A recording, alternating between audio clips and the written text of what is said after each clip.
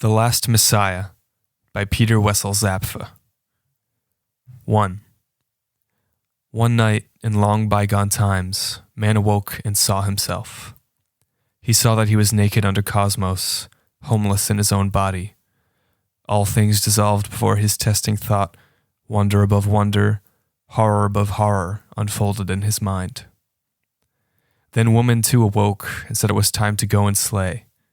And he fetched his bow and arrow, a fruit of the marriage of spirit and hand, and went outside beneath the stars. But as the beasts arrived at their waterholes where he expected them of habit, he felt no more the tigers bound in his blood, but a great psalm about the brotherhood of suffering between everything alive. That day he did not return with prey, and when they found him by the next moon, he was sitting dead by the waterhole. 2. Whatever happened? A breach in the very unity of life, a biological paradox, an abomination, an absurdity, an exaggeration of disastrous nature. Life had overshot its target, blowing itself apart. A species had been armed too heavily, by spirit made almighty without, but equally a menace to its own well-being. Its weapon was like a sword without hilt or plate, a two-edged blade cleaving everything. But he who is to wield it must grasp the blade and turn the one edge toward himself. Despite his new eyes, man was still rooted in matter. His soul spun into it and subordinated to its blind laws. And yet he could see matter as a stranger, compare himself to all phenomena, see through and locate his vital processes. He comes to nature as an unbidden guest, in vain extending his arms to beg conciliation with his maker. Nature answers no more. It performed a miracle with man, but later did not know him. He has lost his right of residence in the universe, has eaten from the tree of knowledge, and has been expelled from paradise. He is mighty in the near world, but curses his might as purchased with his harmony of soul, his innocence, his inner peace and life's embrace. So there he stands with his visions, betrayed by the universe, in wonder and fear. The beast knew fear as well in thunderstorms and on the lion's claw, but man became fearful of life itself, indeed of his very being. Life, that was for the beast to feel the play of power. It was heat and games and strife and hunger, and then at last to bow before the law, of course. In the beast, suffering is self-confined. In man, it knocks holes into a fear of the world and a despair of life. Even as the child sets out on a river of life, the roars from the waterfall of death rise highly above the veil, ever closer, and tearing at its joy. Man beholds the earth, and it is breathing like a great lung. Whenever it exhales, delightful life swarms from all its pores and reaches out toward the sun. But when it inhales, a moan of rupture passes through the multitude, and corpses whip the ground like bouts of hail. Not merely his own day could he see. The graveyards wrung themselves before his gaze. The laments of sunken millennia wailed against him, and from the ghastly decaying shapes, the earth turned dreams of mothers. Future's curtain unraveled itself to reveal a nightmare of endless repetition, a senseless squander of organic material. The suffering of human billions makes its entrance into him through the gateway of compassion. From all that happens arises a laughter to mock the demand for justice, his profoundest ordering principle. He sees himself emerge in the mother's womb. He holds up his hand in the air and it has 5 branches. Whence this devilish number 5? And what has it to do with my soul? He is no longer obvious to himself. He touches his body in utter horror. This is you, and so far do you extend, and no farther. He carries a meal within him. Yesterday it was a beast that could itself dash around. Now I suck it up and make it part of me. And where do I begin and end? All things chain together in causes and effects, and everything he wants to grasp dissolves before the testing thought. Soon he sees mechanics, even in the so far whole and dear, in the smile of his beloved. There are other smiles as well, a torn boot with toes. Eventually the features of things are featured only of himself. Nothing exists without himself. Every line points back to him. The world is but a ghostly echo of his voice. He leaps up loudly screaming and wants to disgorge himself onto the earth, along with his impure meal. He feels the looming of madness and wants to find death before losing even such ability. But as he stands before imminent death, he grasps its nature also, and the cosmic import of the step to come. His creative imagination constructs new, fearful prospects behind the curtain of death, and he sees that even there is no sanctuary found. And now he can discern the outline of his biological cosmic terms. He is the universe's helpless captive, kept to fall into nameless possibilities. From this moment on, he is in a state of relentless panic. Such a feeling of cosmic panic is pivotal to every human mind. Indeed, the race appears destined to perish insofar as any effective preservation and continuation of life is ruled out when all of the individual's attention and energy goes to endure or relay the catastrophic high tension within. The tragedy of a species becoming unfit for life by over-evolving one ability is not confined to humankind. Thus it is thought, for instance, that certain deer in paleontological times succumbed as they acquired overly heavy horns. The mutations must be considered blind, they work, are thrown forth without any contact of interest with their environment. In depressive states, the mind may be seen in the image of such an antler, in all its fantastic splendor, pinning its bearer to the ground. 3. Why, then, has mankind not long ago gone extinct during great epidemics of madness? Why do only a fairly minor number of individuals perish because they fail to endure the strain of living, because cognition gives them more than they can carry? Cultural history, as well as observation of ourselves and others, allow the following answer. Most people learn to save themselves by artificially limiting the content of consciousness. If the giant deer at suitable intervals had broken off the outer spears of its antlers, it might have kept going for some while longer. Yet in fever and constant pain, indeed in betrayal of its central idea, the core of its peculiarity, for it was vocated by creation's hand to be the horn-bearer of wild animals. What it gained in continuance, it would lose in significance, in grandness of life. In other words, a continuance without hope, a march not up to affirmation, but forth across its ever-recreated ruins, a self-destructive race against the sacred will of blood. The identity of purpose and perishment is, for giant deer and man alike, the tragic paradox of life. In devoted Beijahung, the last Service Giganticus bore the badge of its lineage to its end. The human being saves itself and carries on. It performs, to extend a settled phrase, a more or less self-conscious repression of its damaging surplus of consciousness. This process is virtually constant during our waking and active hours, and is a requirement of social adaptability and of everything commonly referred to as healthy and normal living. Psychiatry even works on the assumption that the healthy and viable is that one with the highest in personal terms. Depression, fear of life, refusal of nourishment, and so on are invariably taken as signs of a pathological state and treated thereafter. Often, however, such phenomena are messages from a deeper, more immediate sense of life, bitter fruits of a geniality of thought or feeling at the root of anti-biological tendencies. It is not the soul being sick, but its protection failing, or else being rejected because it is experienced, correctly, as a betrayal of ego's highest potential. The whole of living that we see before our eyes today is from inmost to outmost enmeshed in repressional mechanisms, social and individual. They can be traced right into the tritest formulas of everyday life. Though they take on a vast and multifarious variety of forms, it seems legitimate to at least identify 4 major kinds, naturally occurring in every possible combination: isolation, anchoring, distraction, and sublimation. By isolation, I here mean a fully arbitrary dismissal from consciousness of all disturbing and destructive thought and feeling. Angstrom, one should not think, it is just confusing. A perfect and almost brutalizing variant is found among certain physicians, who for self-protection will only see the technical aspect of their profession. It can also decay to pure hooliganism, as among petty thugs and medical students, where any sensitivity to the tragic side of life is eradicated by violent means, football played with cadaver heads, and so on. In everyday interaction, isolation is manifested in a general code of mutual silence, primarily toward children, so these are not at once scared senseless by the life they have just begun, but retain their illusions until they can afford to lose them. In return, children are not to bother the adults with untimely reminders of sex, toilets, or death. Among adults, there are the rules of tact, the mechanism being openly displayed when a man who weeps on the street is removed with police assistance. The mechanism of anchoring also serves from early childhood. Parents, home, the street become matters of course to the child and give it a sense of assurance. This sphere of experience is the first, and perhaps the happiest, protection against the cosmos that we ever get to know in life. A fact that doubtless also explains the much debated infantile bonding. The question of whether that is sexually tainted too is unimportant here. When the child later discovers that those fixed points are as arbitrary and ephemeral as any others, it has a crisis of confusion and anxiety, and promptly looks around for another anchoring. In autumn, I will attend middle school. If the substitution somehow fails, then the crisis may take a fatal course, or else what I will call an anchoring spasm occurs. One clings to the dead values, concealing as well as possible from oneself and others the fact that they are unworkable, that one is spiritually insolvent. The result is lasting insecurity, feelings of inferiority, overcompensation, restlessness.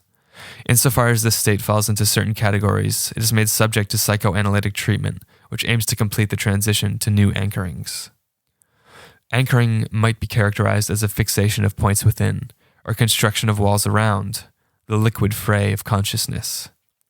Though typically unconscious, it may also be fully conscious. One adopts a goal. Publicly useful anchorings are met with sympathy. He who sacrifices himself totally for his anchoring, the firm, the cause, is idolized. He has established a mighty bulwark against the dissolution of life, and others are by suggestion gaining from his strength. In a brutalized form as deliberate action, it is found among decadent playboys. One should get married in time, and then the constraints will come of themselves. Thus one establishes a necessity in one's life, exposing oneself to an obvious evil from one's point of view, but a soothing of the nerves, a high-walled container for a sensibility to life that has been growing increasingly crude. Ibsen presents in Hjalmar Ekdal and Malvik two flowering causes, living lies. There is no difference between their anchoring and that of the pillars of society, except for the practico-economic unproductiveness of the former. Any culture is a great, rounded system of anchorings, built on foundational firmaments, the basic cultural ideas. The average person makes do with the collective firmaments. The personality is building for himself. The person of character has finished his construction, more or less grounded on the inherited, collective main firmaments.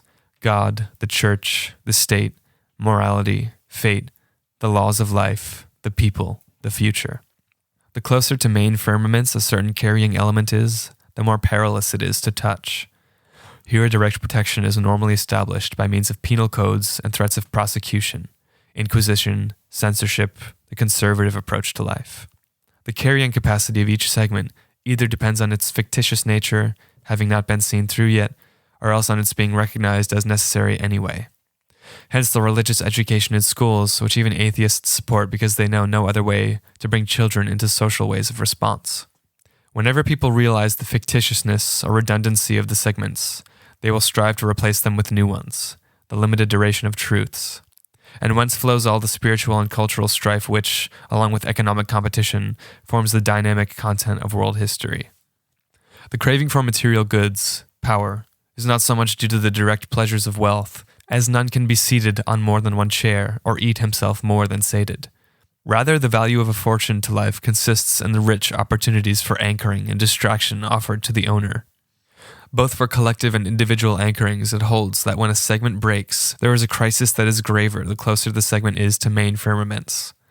Within the inner circles, sheltered by the outer ramparts, such crises are daily and fairly pain-free occurrences, disappointments. Even a playing with anchoring values is here seen, wittiness, jargon, alcohol. But during such play one may accidentally rip a hole from euphoric to macabre. The dread of being stares us in the eye, and in a deadly gush we perceive how the minds are dangling in threads of their own spinning, and that a hell is lurking underneath. The very foundational firmaments are rarely replaced without great social spasms and a risk of complete dissolution, reformation, revolution. During such times, individuals are increasingly left to their own devices for anchoring, and the number of failures tends to rise. Depression, excesses, and suicides result. German officers after the war, Chinese students after the revolution. Another flaw of the system is the fact that various danger fronts often require very different firmaments. As a logical superstructure is built upon each, there follow clashes of incommensurable modes of feeling and thoughts. Then despair can enter through the rifts. In such cases, a person may be obsessed with destructive joy, dislodging the whole artificial apparatus of his life and starting with rapturous horror to make a clean sweep of it. The horror stems from the loss of all sheltering values, the rapture from his by now ruthless identification and harmony with our nature's deepest secret, the biological unsoundness, the enduring disposition for doom. We love the anchorings for saving us, but also hate them for limiting our sense of freedom. Whenever we feel strong enough, we thus take pleasure in going together to bury an expired value and style.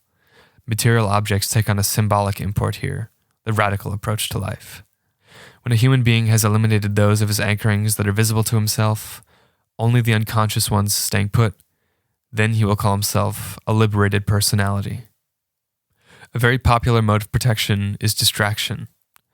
One limits attention to the critical bounds by constantly enthralling it with impressions. This is typical even in childhood. Without distraction, the child is also insufferable to itself. Mom, what am I to do? A little English girl visiting her Norwegian aunts came inside from her room saying, "What happens now?" The nurses attain virtuosity. "Look, a doggy. Watch, they are painting the palace." The phenomenon is too familiar to require any further demonstration. Distraction is, for example, the high society tactic for living.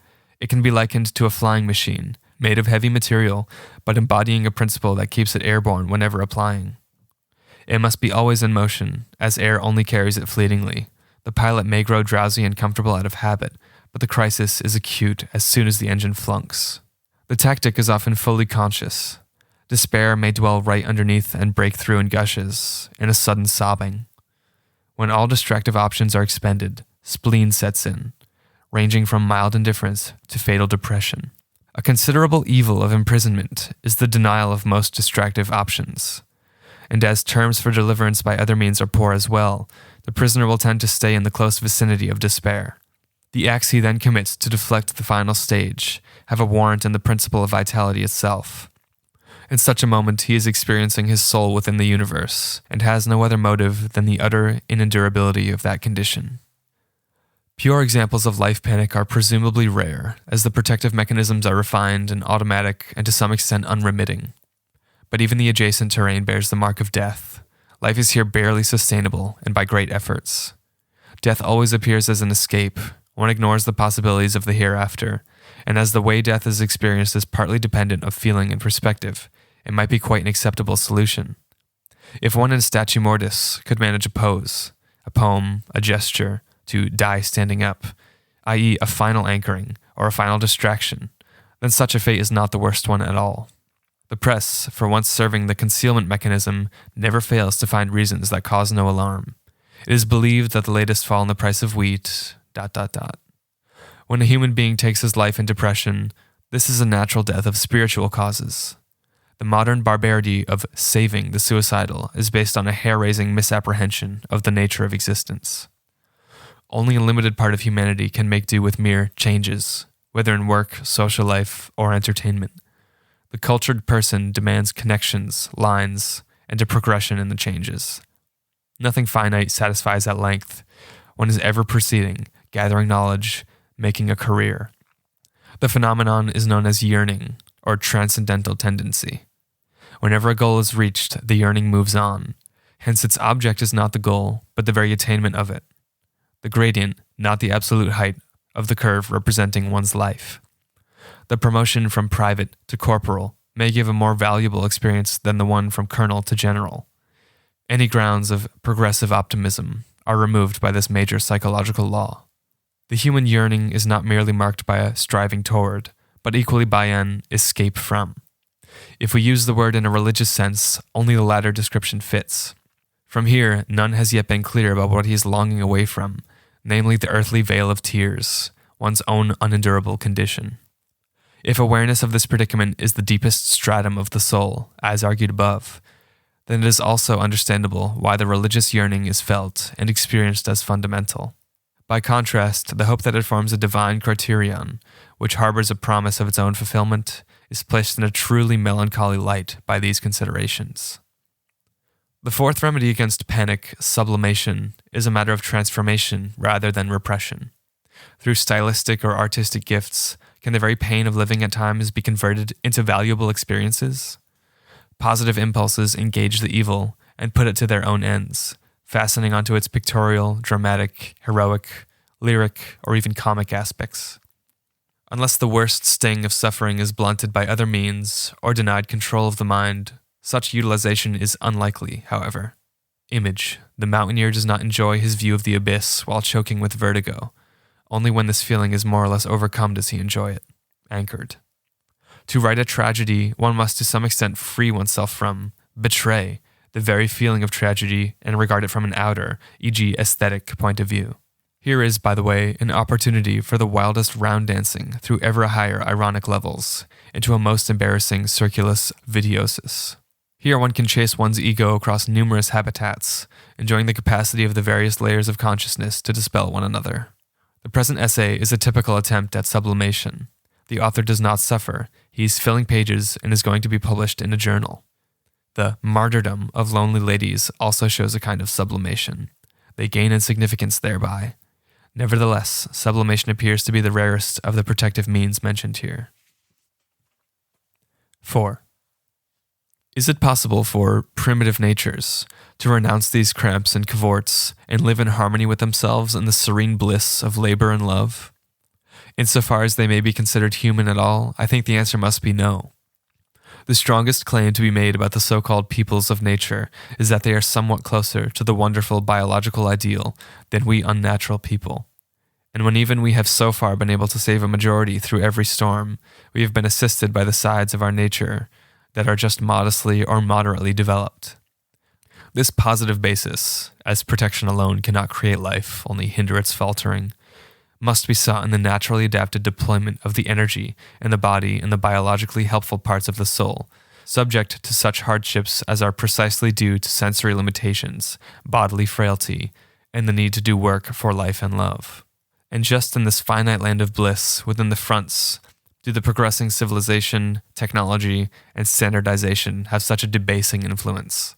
For as an ever-growing fraction of the cognitive faculties retire from the game against the environment, there is a rising spiritual unemployment.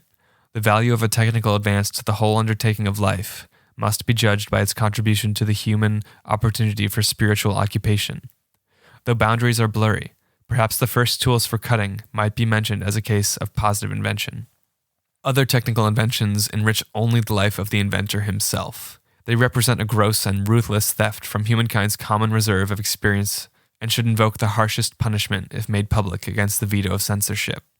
One such a crime among numerous others is the use of flying machines to explore uncharted land.